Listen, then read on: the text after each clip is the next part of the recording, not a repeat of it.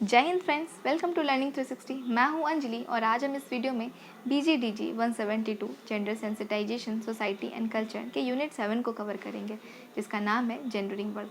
हो सकता है वीडियो थोड़ा लंबा हो जाए। अगर वीडियो लंबा होने लगेगा तो हम इस पूरे चैप्टर को 3 पार्ट में लेकर आएंगे या फिर 2 पार्ट में। तो वीडियो जितना तक हो पाएगा, अगर 20 मिनट से ज़्यादा हो जाता है तो फिर हमारा जो रिमेनिंग स्लाइड रह जाएगा वो सेकेंड पार्ट में आएगा। और फिर भी लंबा रह जाता, फिर भी कुछ स्लाइड बढ़ जाता तो फिर थर्ड पार्ट में आएगा। प्रोबेबली 3 पार्ट में हमारा ये चैप्टर कंप्लीट हो जाएगा। तो चलिए स्टार्ट करते हैं। इस चैप्टर का जैसा कि नाम है जेंडरिंग वर्क, और हम इस सीरीज़ को अगर आप स्टार्टिंग से देख रहे हैं चैप्टर को, तो मतलब इस बुक को, तो आप समझ गए होंगे कि इस बुक का पर्पस है कि जेंडर के प्रति सेंसिटाइज़ करना लोगों को। मतलब इस कोर्स को इसलिए इंट्रोड्यूस किया गया था कि हम जेंडर का जो डिस्क्रिमिनेशन है, जेंडर के प्रति जो जेंडर के कारण जो भेदभाव किया जाता है हमारे समाज में, उसको हम देख सकें, उसको नज़रअंदाज ना करें। क्योंकि प्रॉब्लम का सल्यूशन हम लोग तभी निकालते हैं ना जब हम प्रॉब्लम को देखते हैं। पहले जब तो हमको प्रॉब्लम दिखना तो चाहिए। अगर आपको लग रहा है कि कहाँ प्रॉब्लम है, अगर घर का काम विमेन करती हैं तो पापा भी तो सब बाहर जाके कमाते हैं, तो पापा मम्मी तो दोनों सेम ही काम कर रहे हैं, तो कहाँ जेंडर डिस्क्रिमिनेशन हुआ, तो फिर हम क्यों इसके लिए पढ़े। पर हाँ, जब आप ये बुक पढ़ लेंगे ना, मतलब ये बुक जब आपको पूरा कंप्लीट हो जाएगा ना, तो आपको लाइफ के हर एस्पेक्ट में ना दिखेगा कि जेंडर डिस्क्रिमिनेशन कहाँ होता है।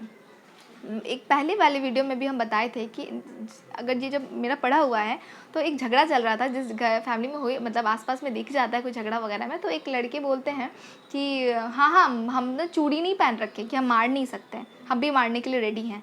तो उस टाइम पे झगड़ा तो था ही, झगड़ा का सिचुएशन अलग था, पर मेरा माइंडसेट दिमाग में जा रहा था कि एक लड़की के मतलब लैंग्वेज में भी औरत को इन्फीरियर बना के रखे हैं। वो जो बोला ये बात, वो कभी वो बोलेगा नहीं एडमिट, हम कहाँ लड़कियों को, लड़की तो ऊपर है, लड़कियां हर जगह आगे हैं, पर उसके लैंग्वेज में है वो बात। और इस बात से प्रूव होता है ना कि आप जब बोल रहे हैं कि हम चूड़ी नहीं पहन रखे हैं कि हम मारेंगे नहीं, मतलब क्या, हम कमज़ोर नहीं हैं। और हम कमज़ोर इसलिए नहीं है क्योंकि हम चूड़ी नहीं पहने। चूड़ी पहनना किसका ट्रेट है? विमेन का ट्रेट है। तो आप हमारे लैंग्वेज में होता है। तो आप है ना, जब ये बुक कंप्लीट कर लेंगे ना, तो आप बुक कंप्लीट करने के बाद आपको दिखेगा, जिस चीज़ को आपका ध्यान भी नहीं जाता था जिस जगह पे, आप देख पाएंगे कि यहाँ जेंडर डिस्क्रिमिनेशन हो रहा है, जिसको हम लोग को कम करना है। ठीक है, तो हम हर चैप्टर में हर एस्पेक्ट में बताया है। और ये हमारा टोटल इस बुक में 15 चैप्टर्स है, प्रोबेबली हाँ 15 चैप्टर्स है। 15 चैप्टर्स में आप हर एस्पेक्ट में देख पाएंगे। इससे पहले मदरहुड का चैप्टर पढ़े थे, जेंडर इन एवरीडे लाइफ भी पढ़े थे चैप्टर 4 में, बहुत सारे चैप्टर, सेक्सुअलिटी, मैस्कुलिनिटी पूरा कंप्लीट किए हुए हैं। तो आप धीरे धीरे समझ पा रहे हैं कि ब्रॉडर, बहुत डेप्थ में हम समझ पा रहे हैं कि जेंडर डिस्क्रिमिनेशन कैसे हो रहा है। और इस चैप्टर में वर्क के रिस्पेक्ट में हम देखेंगे कि वर्क के प्लेस में, काम के क्षेत्र में किस तरह का जेंडर डिस्क्रिमिनेशन होता है, किस तरह का भेदभाव होता है। किसी काम को हम ज़्यादा तवज्जो देते हैं और किसी के काम को कम तवज्जो देते हैं। हाँ देते हैं, अब लग रहा है कि नहीं देते हैं, पर पढ़ेंगे जब हम चैप्टर में, जब चैप्टर हमारा कंप्लीट होगा तो आप समझ पाएंगे कि कहाँ हम लोग का पहला क्या एस्पेक्ट था और अब क्या है। तो चलिए स्टार्ट करते हैं। पहला स्टार्ट करने से पहले हम देख लेंगे कि हमारा टॉपिक क्या क्या रहेगा। आप एक बार ना इस वीडियो में कमेंट कर सकते हैं, हालांकि कोई कमेंट तो करता नहीं है, बोलते ही हैं बस, पर कमेंट करके अगर मेरे को बता देंगे तो मेरे लिए ज़्यादा कन्वीनियंट हो जाएगा कि ये जो हम स्ट्रक्चर लिखते हैं ना, स्ट्रक्चर और इंट्रोडक्शन और ऑब्जेक्टिव्स, ये थोड़ा एक्स्ट्रा हो जाता है। अगर आप बोलेंगे इसका नीड नहीं है तो हम नहीं लिखेंगे, हम डायरेक्ट टॉपिक से स्टार्ट करेंगे, तो मेरा ना 2-3 स्लाइड रह जाएगा, 2-3 स्लाइड नहीं बनाना पड़ेगा, मतलब स्लाइड में इंक्लूड नहीं करना पड़ेगा, हम जस्ट ऐसे ही वर्बली एक्सप्लेन कर देंगे बस इंट्रोडक्शन को, ऑब्जेक्टिव्स को।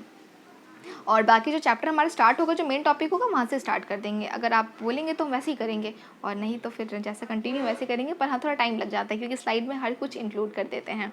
और जो हमारे इग्नू का बुक इस तरह से डिज़ाइन है ना कि वो भी जानते हैं, टीचर्स भी जानते हैं कि डिस्टेंस में लर्निंग कर रहे हैं बच्चे, तो डेली कॉलेज तो आ नहीं सकते हैं, तो बुक को इतने अच्छे से डिज़ाइन किया जाता है कि बच्चे को सहूलियत हो, बच्चे ना बुक पढ़ के ही समझ पाते हैं। अगर थोड़ा अच्छा सा टाइम देना तो उनको समझ में आ जाएगा, पर हाँ वही है, टाइम देना पड़ता है। तो हम आपके लिए टाइम तो दे रहे हैं, आप एक बार बस वीडियो पढ़ेंगे और बुक को एक बार गो थ्रू करेंगे तो भी समझ पाएंगे। गो थ्रू नहीं भी करेंगे ना, तो आप अगर ये स्लाइड ले लेते हैं ना, स्लाइड का स्क्रीनशॉट ले लेते हैं या फिर स्लाइड को रख लेते हैं, नोट बना लेते हैं, तो आप समझ पाएंगे आराम से, आंसर जरूर कर पाएंगे। और इसमें बहुत सारा डाटा भी डाले इस चैप्टर में, तो बहुत सारा डाटा डाले हैं, बुक से भी बहुत सारे डाटा लिए हैं और कुछ बाहर से भी हम डाटा लिए हैं, जो आपके आंसर, अगर आप वो डाटा आंसर में लिखते हैं तो आपका आंसर राइटिंग और आंसर इन्हेंस हो जाएगा, मतलब टीचर को अच्छा लगेगा, प्रेजेंटेबल हो जाएगा आपका आंसर। तो इसीलिए सारा चीज़ डाल देते हैं। तो आप बता दीजिएगा अगर आपको जैसा हो, नहीं तो एक्सप्लेन कर देंगे, कोई बात नहीं।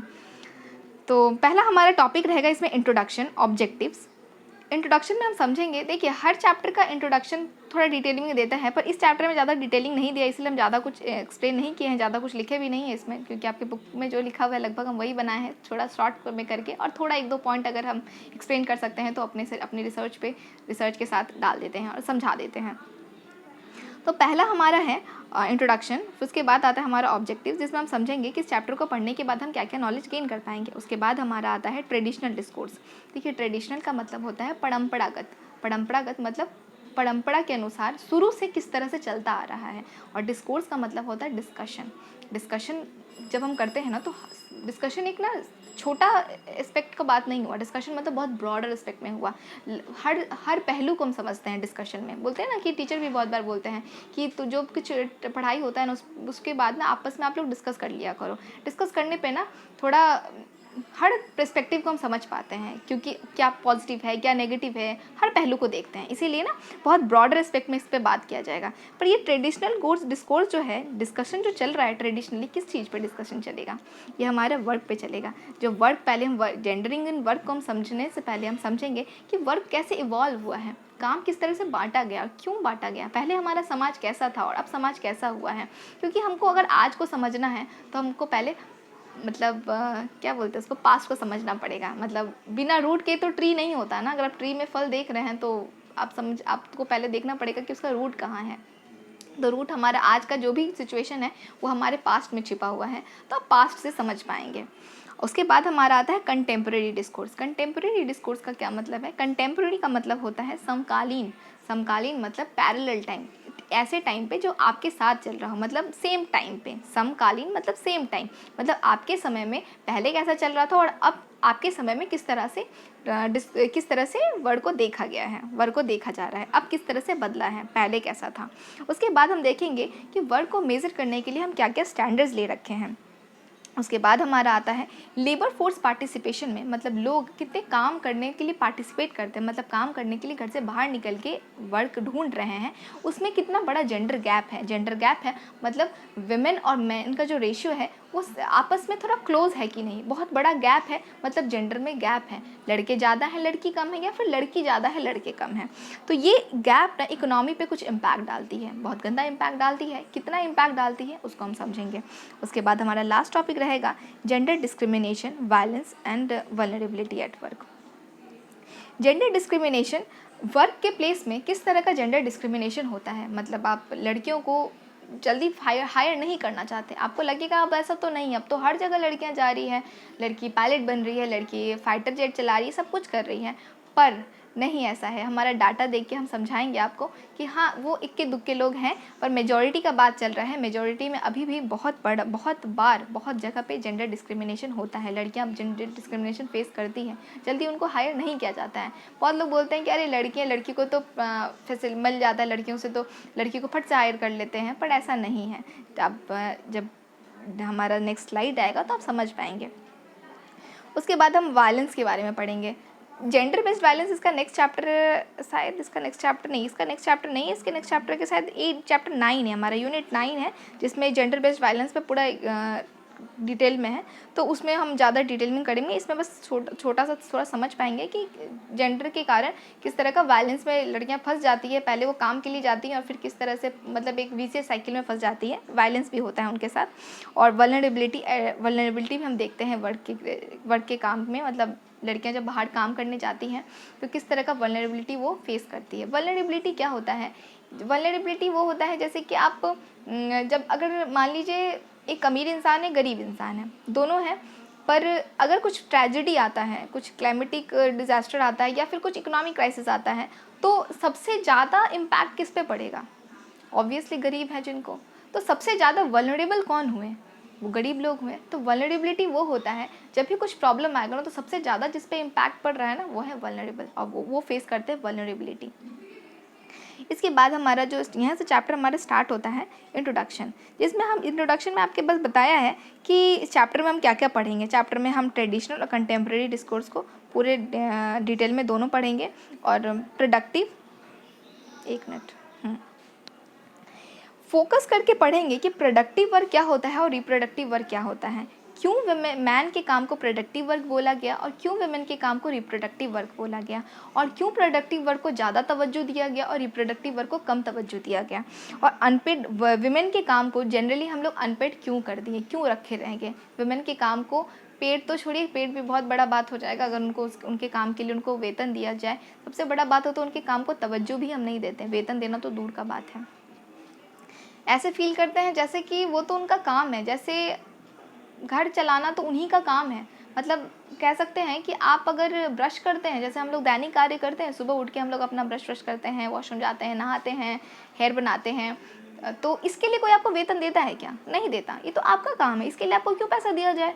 सेम वैसे ही ना विमेन का शादी हो जाने के बाद घर चलाना, घर को साफ करना, घर में खाना बनाना, बच्चों को देखना, बोलते इसके लिए आपको क्यों वेतन दिया जाए? ये तो आपका काम है ना, ये तो आप करती हैं, ये तो आपका मतलब निजी काम हुआ। इसमें तो मतलब वही उनसे ही रिलेट कर देते हैं जैसे कि उनका वो दैनिक कार्य है, कि उनके लिए उनको वेतन क्यों दिया जाएगा। पर ठीक है, और डिटेल में करेंगे तो इस पॉइंट को हम अच्छा से जस्टिफाई करेंगे जो हम बोले हैं। उसके बाद हमारा आता है standards for measurement of work. क्या क्या स्टैंडर्ड्स ले रखे हैं वर्क को मेज़र करने के लिए, और जेंडर गैप हम क्यों देखते हैं। जेंडर गैप देखते तो हैं, ये पढ़ेंगे, पहले देखेंगे, पहले समझेंगे कि जेंडर गैप हम क्यों देखते हैं और जेंडर गैप के कारण इकोनॉमी पे क्या इम्पैक्ट पड़ता है और सबसे ज़्यादा वुमेन पर क्या इम्पैक्ट पड़ता है। ऑब्जेक्टिव्स में हमारा है कि इस चैप्टर को पढ़ने के बाद हम क्या क्या नॉलेज गेन कर पाएंगे। पहले हम समझ पाएंगे कि वर्क का डेफिनेशन क्या है, उसके बाद हमारा है ट्रेडिशनल और कंटेम्प्रेरी डिस्कोर्स को समझेंगे ऑफ वर्क। देखिए बार बार ना एक ही लाइन रिपीट होता है, इसीलिए हम पहले बोले थे कि अगर आप बोलेंगे ना तो हम ऑब्जेक्टिव्स और इंट्रोडक्शन को हम स्किप करके बस वर्बली बता देंगे, स्लाइड में बस ऐड नहीं करेंगे डायरेक्ट। जो जैसे अगर ये स्लाइड में हम ऐड करते तो डायरेक्ट ट्रेडिशनल डिस्कोर्स से स्टार्ट कर देते, वो सब लिखते नहीं। तो अगर आप बोलेंगे तो लिख देंगे, कंटिन्यू ऐसे ही रखेंगे, और नहीं तो फिर चेंज कर देंगे। पर कोई बोलता ही नहीं, कमेंट में कुछ बताता ही नहीं। अच्छा कोई बात नहीं। उसके बाद हमारा आता है, हाँ कहाँ थे हम लोग, हाँ थर्ड पॉइंट में ना, international standards of measurement of work. देखिए भारत में तो हम समझ ही रहे हैं, पर हम लोग आइसोलेट तो है नहीं ना, तो हम लोग तो बाहर भी रिप्रेजेंट करते हैं, बाहर भी रहते हैं, तो ग्लोबली भी देखना पड़ेगा ना कि इंटरनेशनली वर्क को किस तरह से रिप्रेजेंट किया जाता है। और ऐसा लगता है कि वुमेन का बुरा दयनीय दशा यहीं पे है, और बाहर की जो वुमेन है तो बहुत लिबरल है, बहुत फ्रीडम है, पर ऐसा नहीं है। बाहर में भी इवन मेरे को ठीक से डाटा याद नहीं है, पर शायद यूएसए में कि हाँ अमेरिका में भी बहुत लेट से ना वुमेन को वोट देने का अधिकार दिया गया है। 90s में शायद दिया गया है, हाँ 90s के टाइम पीरियड में उनको वोट देने का भी अधिकार नहीं था, मतलब वुमेन को। तो वुमेन को जो पावर नहीं दिया गया है, वुमेन को बहुत इन्फीरियर समझा गया है, तो ये भारत में ही नहीं है, ये ग्लोबली है, हर जगह है। तो ये मैटर बस यहीं का मैटर नहीं है, ये पूरे वुमेन मतलब पूरे विमेन जाति का है, मतलब विमेन हर जगह है, तो विमेन पूरी विमेन को देख के ये संबोधित करता है। कभी कभी इतना हिंदी आता है ना कि इंग्लिश ही नहीं आता, कभी इंग्लिश आता तो हिंदी ही नहीं आता, संबोधित रिप्रेजेंट करता है। सही है ना, पता नहीं। इसके बाद हमारा आता है reason for the gender gap in labour. ये रीज़न को हम समझेंगे कि जेंडर गैप क्यों है। वही बात बार बार देखिए रिपीट हो रहा है, इसीलिए हम अब नहीं करेंगे, अब सच्ची में नहीं करने वाले हैं, वापस बस एक बार बता देंगे, वरना बार बार लगेगा कि एक ही चीज़ रिपीट हो रहा है। उसके जल्दी हम चैप्टर यहीं से स्टार्ट होता है हमारा। फाइनली इंट्रोडक्शन ऑब्जेक्टिव्स हो गया। ट्रेडिशनल डिस्कोर्स को समझेंगे। पहले देखिए ह्यूमन सोसाइटी किस तरह का था, इगैलिटेरियन था। इगैलिटेरियन मतलब होता है इक्वल सोसाइटी, मतलब मैन और वुमेन एक था, कोई किसी को बड़ा छोटा नहीं मानता था कुछ। और उस टाइम पे सब लोग क्या थे, हंटर गैदरर्स थे, घर एक जगह पे इकट्ठे होकर नहीं रहते थे। उनका काम ऑक्यूपेशन क्या था, हंटिंग करना, गैदरिंग करना, वहीं पे पकाए खाएं, फिर आगे बढ़े, फिर आगे कोई जानवर मिला पकाए खाए और वहीं पे रह गए, थोड़े दिन में फिर आगे बढ़े। कहीं एक जगह पे घूम के नहीं आते थे उनका। ऐसा आज हम लोग कहीं भी जाए रात को घूम के घर पे ही आते हैं, हम लोग का सेटल्ड लाइफ है। पर उस टाइम पे सेटल्ड लाइफ नहीं था, उन लोग का नोमैडिक लाइफ था। नोमैडिक लाइफ के साथ साथ ना उनका सोसाइटी जो था प्रॉमिस्क्यूटिव सोसाइटी भी था। प्रॉमिस्क्यूटिव सोसाइटी क्या होता है, देखिए आपकी बुक में नहीं है पर ये आप ऐड कर सकते हैं। प्रॉमिस्क्यूटिव सोसाइटी क्या होता है, जिसमें ना आप अपने हस्बैंड या वाइफ को नहीं चुनते कि आपको फिक्स एक मतलब आप इंटरकोर्स या सेक्सुअल इंटरकोर्स आप किसी एक जन के साथ ही करेंगे, या फिर किसी एक जन के साथ ही आपका बच्चा पैदा होगा। कोई सब फ्रीडम था, आपको जिसके मन से आपको अट्रैक्शन फील हुआ, जिसको लगा कि हाँ ठीक है आप उनके साथ इंटीमेट हो गए, बच्चा हो गया, फिर किसी और के साथ मन किया हो गया। ऐसा कोई बाउंडेशन नहीं है, कोई आप पे मोरली आपको जज भी नहीं करता, ऐसा था।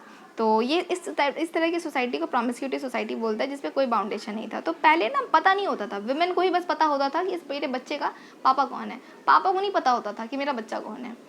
और उस टाइम पे उतना वैसा वेल्थ भी नहीं होता था उन लोगों का। तो पर धीरे धीरे क्या हुआ ना, वेल्थ बढ़ने लगा। जब वेल्थ बढ़ने लगा तब उन लोग सोचे कि अब जो मेरा वेल्थ है, अब ये वेल्थ हम किसको देंगे, हम किसको देंगे, जो मतलब आदमी अपने जीन को ही देना चाहता है ना, क्योंकि इकोनॉमी जब उन लोग का बढ़ा, जब उन लोग सेटल्ड लाइफ नोमैडिक लाइफ से सेटल्ड लाइफ में आए, तो उन लोग का जो ग्रोथ था, मतलब एग्रीकल्चर जो था, मतलब इतना अनाज,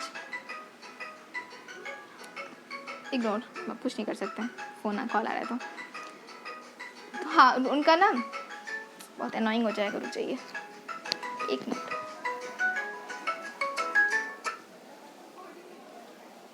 हाँ, तो हम कहाँ थे, जैसे ही लोग नोमैडिक लाइफ से जब सेटल्ड लाइफ में आए, तो सेटल्ड लाइफ में उन लोग आते हैं तो एग्रीकल्चर स्टार्ट करते हैं। जब एग्रीकल्चर स्टार्ट करते हैं तो उन लोग इतना अनाज नहीं, उनका जो मतलब वेल्थ था ना, सरप्लस की तरह था, मतलब अपने पूरे लाइफ में वो उतना खा नहीं सकते थे, उनका बच जाता, तो बचता तो किसको देते, तो वो उन्हीं को देते जो उनका बच्चा था। तो यहाँ से सोसाइटी हमारा चेंज होता है, ग्रो होना चालू होता है। और काम का अगर एवोल्यूशन देखें तो काम किस तरह से हुआ, पहले उन लोग ना काम बांट लिए, हम लोग नॉर्मल पिकनिक मनाते हैं अगर 25 दिसंबर या फिर 1 तारीख को, 1 जनवरी को, 31 दिसंबर को जो पिकनिक करते हैं, बोले तुम सब्जी काट लिए। हम लोग को बड़ा शौक होता है घर से अलग होके छत पे टेंट वेंट लगा के कुछ बनाते हैं, कुछ खाते हैं, चलो पिकनिक किया जाए। तो इसमें क्या करते हैं, कुछ काम किसी को बांट दिए, कुछ काम किसी को बांट दिए। ऐसा कुछ नहीं होता कि कोई बड़ा काम कर रहा है, कोई छोटा काम कर रहा है, पर वो उस टाइम पे भी वैसा ही था कि विमेन क्या करती थी, घर पे खाना जो भी वो बाहर से वो गैदरिंग करके लाते थे, सामान वामान लेके आए, वो पका दी और लोग खा लिए, आपस में खा लिए, बस इस तरह का था। इस तरह का नहीं था कि कोई बड़ा है, कोई छोटा है, कोई बड़ा यही काम करेगा, आप घर का खाना बना रही है तो आप इन्फीरियर हो गई, और हम बाहर का काम कर रहे हैं, बाहर से अनाज लेके आ रहे हैं, बाहर से खाना लेके आ रहे हैं तो हम एक्सपर्ट हो गए या बड़े हो गए, ऐसा कुछ नहीं था, सब कुछ नॉर्मल था। पर धीरे धीरे ये चेंज हुआ है, और इस तरह से ना रिलेशनशिप चेंज हुआ है, मैन और वुमेन के बीच में ना रिलेशनशिप इधर से बदलने लगा जब नोमैडिक लाइफ से सेटल्ड लाइफ हुआ। बाहर जब मैन ना बाहर से सामान लेके आने लगे ना, तो उसको ना वेल्थ की तरह वो कंसिडर करें, और वेल्थ को हम प्रोडक्शन से मतलब रिलेट करने लगे। और जब प्रोडक्शन का बात आया ना, तो उसके काम को हम ज़्यादा वैल्यू देने लगे। पर आप खुद सोचिए कि अगर मान लीजिए अगर वो खाना ना घर पे बनाएं, अगर उनका हाथ ना बटाएं, तो क्या वो बाहर वो खा के जा पाएंगे? और अगर मान लीजिए चलिए वो खुद से बना के जा पाते, तो क्या उनका टाइम नहीं जाएगा? जाएगा ना, मतलब टाइम तो लगेगा ना, मतलब उनका कंट्रीब्यूशन तो है, ऐसा तो नहीं है कि उनका कंट्रीब्यूशन कुछ नहीं है। वो आपको पीछे से मतलब बोल सकते हैं कि दिख नहीं रही, पर्दे के पीछे है, पर वो है पीछे से सपोर्ट करने के लिए, और उनके सपोर्ट के कारण ही आप खड़े हैं, पर उनके सपोर्ट को देखा ही नहीं जाता, इनविजिबल बना दिया गया है। Wealth was result of production which is a male activity. जो वेल्थ आ रहा था वो मेल कर रहे थे, मतलब वो पर्दे के आगे बस दिख रहे थे, और उन्हीं के काम को हम लोग फिर उनको हीरो का दर्जा दे दिया, और उन्हीं को बता दिया कि यही मेन लीडर हैं, मतलब मेन प्रोडक्शन का काम यही कर रहे हैं, और उनको वैल्यू ज़्यादा देने दिया गया, मतलब देने लगा गया। According to traditional economic theory, अगर स्टार्टिंग से देखा जाए, मतलब परंपरागत से देखा जाए, ट्रेडिशनल डिस्कोर्स में इकोनॉमिक थ्योरी बोलता है कि लाइफ जो है 2 रेल में बढ़ जाता है, एक इकोनॉमिक लाइफ होता है हमारा, और एक हाउस होल्ड लाइफ होता है। और हाउस होल्ड में इकोनॉमिक में जैसे आया कि बायर हो गए, सेलर हो गए, अब खरीद बिक्री का काम कर रहे हैं, कुछ सर्विस दे रहे हैं, या फिर मार्केट में जा रहे हैं, मार्केट में थोड़ा नेगोशिएशन कर रहे हैं, बार्गेनिंग कर रहे हैं, अपना सामान बेच रहे हैं, सामान से ला रहे हैं, कुछ प्रॉफिट ला रहे हैं, ये हो गया आपका इकोनॉमिक रील। और घर का जो भी काम करे, बर्तन पोछा, घर का सफाई, हाइजीन मेंटेन करना, कपड़ा साफ़ करना, खाना रेडी करना, नाश्ता रेडी करना, ये सारा किसका काम हो गया? हाउस होल्ड रील में हो गया। और ये चला गया अनपेड वर्क में, और ये किसके सर पर चल गया? वुमेन के सर पर चल गया। जब आप अगर आपका ऑनर्स होगा सोशियोलॉजी ऑनर्स का, सोशियोलॉजी फिर हम कवर करेंगे, तो सोशियोलॉजी में हम लोग जब कवर करेंगे तो उसमें आएगा हमारा कि किस तरह से हमारा सोसाइटी चेंज हुआ है, हमारा मैन और वुमेन का, कि मैन और वुमेन के रिलेशनशिप में किस तरह से चेंज हुआ, क्यों कैसे वो लोग आपस में डायरेक्ट प्रॉमिस्क्यूटी सोसाइटी से इतना ऐसा शादी वाला मोनोगैमी सिस्टम कैसे आ गया, तो वो अलग बात है, वो सोसाइटी में हम लोग कवर करेंगे। फिलहाल यहाँ पे इतना ही है कि जिस तरह से सोसाइटी नोमैडिक से सेटल लाइफ में आया, तो उनका काम भी बटा, और काम बटने के कारण किसी के काम को हम ज़्यादा तवज्जो दिए, किसी काम को कम तवज्जो दिए, पर भूल गए कि वो वेल्थ एक्यूमुलेट कर रहे थे तो घर पे खाना भी वुमेन बना रही थी, उनका भी कंट्रीब्यूशन था, पर उनके कंट्रीब्यूशन को नहीं देखने लगे हम लोग। वर्क का डेफिनेशन क्या बोलते हैं कि वर्क एक ऐसा काम है जिसमें आपका एनर्जी यूज़ होता है, और एनर्जी यूज़ होता है, और आप ऐसा एनर्जी यूज़ जब आप करते हैं तो आप कुछ सर्विस या कुछ प्रोडक्ट को बनाते हैं। एक आप या तो सर्विस देते हैं, मतलब सर्विस देना मतलब किसी को आप किसी का हेल्प कर रहे हैं, या फिर किसी किसी चीज़ का ज़रूरत है तो आप उसको दे रहे हैं और उसके बदले आपको पैसा मिल रहा है। सर्विस प्रोवाइडर में होते हैं ना, जैसे आपको फ़ोन कोई दिक्कत आ जाता है रिचार्ज वगैरह का, तो आप फ़ोन करते हैं तो सर्विस देते हैं ना, तो वो लोग जो आपको समझाते हैं, हेल्प करते हैं कि हाँ ठीक है सर, आप रहने दीजिए, आप अपना नंबर बताइए, हम आपको चेक करके बताते हैं कि आपका पैसा कहाँ कट गया, बोलते हैं ना। तो वो क्या कर रहे हैं, वो सर्विस प्रोवाइडर है, वो आपको प्रोडक्ट नहीं दे रहे, वो आपको क्या दे रहे हैं, सर्विस दे रहे हैं, आपका हेल्प कर रहे हैं। और वर्क वही हुआ कि जब आपका एनर्जी यूज़ हो रहा है सर्विस और प्रोडक्ट को बनाने में, जिस प्रोडक्ट का इकोनॉमिक वैल्यू हो, उसको हम लोग क्या बोलते हैं, वर्क बोलते हैं। ऑल्दो हमारा, देखिए ये स्लाइड रहने देंगे, वीडियो बहुत लंबा हो जाएगा और 2-3 बार सॉरी डिस्टर्ब भी हो गया है वो वीडियो कॉल वॉल के कारण। तो हमारा नेक्स्ट जो कुछ स्लाइड्स हैं वो नेक्स्ट पार्ट में ही आएगा, तो ये स्लाइड कंप्लीट करके हम वीडियो पॉज कर देंगे, ख़त्म कर देंगे। वर्क का डेफिनेशन पहले समझ लेते हैं। Although work can be perform without wages. हम लोग पहले क्या देखें, क्या बोले इसमें लाइन में क्या बताया है कि इसके ना पीपल की लाइफ में वैल्यू होना चाहिए और प्रॉफिट होना चाहिए। प्रॉफिट, इकोनॉमिक प्रॉफिट मतलब मॉनेटरी प्रॉफिट, पैसा आना चाहिए इसके बदले आपको। पर ऐसा नहीं है कि जिस काम में पैसा नहीं मिल रहा हो वो काम नहीं होता। आप पैसा नहीं दे रहे हैं ये आपका प्रॉब्लम है, पर इसका मतलब ये नहीं कि जिस काम में वो पैसा अर्न नहीं कोई कर रहा है तो उस काम को तवज्जो ना दिया जाए। इनकम में अगर वो नहीं आ रहा है, इकोनॉमिकली स्पीकिंग बोला जाए तो वर्क इसलिए किया जाता है क्योंकि आपको उसका पेमेंट दे। और वर्क किसी काम के लिए अगर पेमेंट नहीं आ रहा है, मतलब ये उस ऐसा डेफिनेशन बोल रहा है कि इकोनॉमिकली जो हम लोग समझते हैं डेफिनेशन को, कि वर्क वही है जो आपको प्रॉफिट दिलाए, ठीक है। पर यहीं तक डेफिनेशन कंप्लीट नहीं होता। वर्क बस प्रॉफिट दिलाने के लिए नहीं होता। जो आप बहुत काम है जो विमेन डेली करती है, 24/7 आवर्स के लगभग करती ही हैं, और उनके लिए कोई वेतन नहीं दिया जाता है। और यही डेफिनेशन के कारण ना हम लोग उनके काम को काम नहीं देते हैं, क्योंकि यहाँ पे बोल दिया है कि अच्छा से कि काम वही होता है जिसके लिए आपको पेमेंट दिया जाए, वेजेस दिया जाए और आप कुछ प्रॉफिट अर्न कर पाएँ, ठीक है। तो यहीं पर स्टॉप करते हैं, वीडियो लंबा हो जाएगा। तो ट्रेडिशनल डिस्कोर्स से हमारा ट्रेडिशनल डिस्कोर्स का ही कुछ रिमेनिंग पार्ट है जो हम नेक्स्ट पार्ट में लेके आएंगे, ठीक है। Thank you.